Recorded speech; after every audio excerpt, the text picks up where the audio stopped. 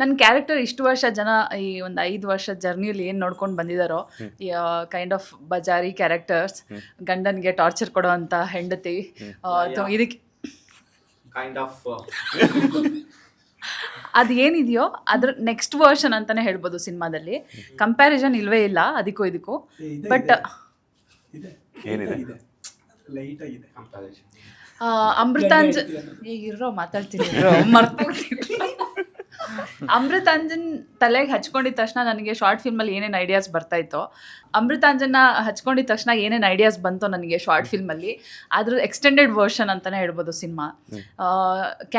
ನನ್ನ ಕ್ಯಾರೆಕ್ಟರ್ಗೆ ಪರ್ಟಿಕ್ಯುಲರ್ ಆಗಿ ಇದೇ ಹೆಸರು ಅಂತ ಏನಿಲ್ಲ, ಆದರೆ ಈ ಪಾತ್ರ ಮಾಡಿರೋ ನನಗೆ ಸಿನಿಮಾ ರಿಲೀಸ್ ಆದಮೇಲೆ ಒಂದು ಹೆಸರು ಬರುತ್ತೆ ಅನ್ನೋ ಹೋಪಲ್ಲಿದ್ದೀನಿ. 3 ದಿನದಿಂದ ಈ ಡೈಲಾಗ್ನ ಪ್ರಾಕ್ಟೀಸ್ ಮಾಡ್ಕೊಂಡಿದ್ದು, ಬೆಳಗ್ಗೆಯಿಂದ ಹೇಳಕ್ಕಾಗಿರ್ಲಿಲ್ಲ, ಈಗ ನೆನಪಾಗ್ಬಿಟ್ಟು ಹೇಳ್ಬಿಟ್ಲು. ಸೀರಿಯಸ್ ಆಗಿ ಮಾತಾಡೋದು ನಿಮ್ಮ ಕ್ಯಾರೆಕ್ಟರ್ಗೆ ಇಲ್ಲ, ಆದ್ರೆ ಆ ಪಾತ್ರ ಮಾಡಿರೋ ನನಗೊಂದು ಹೆಸರು ಬರುತ್ತೆ ಸಿನಿಮಾ ಆದ್ಮೇಲೆ ಅಂತ.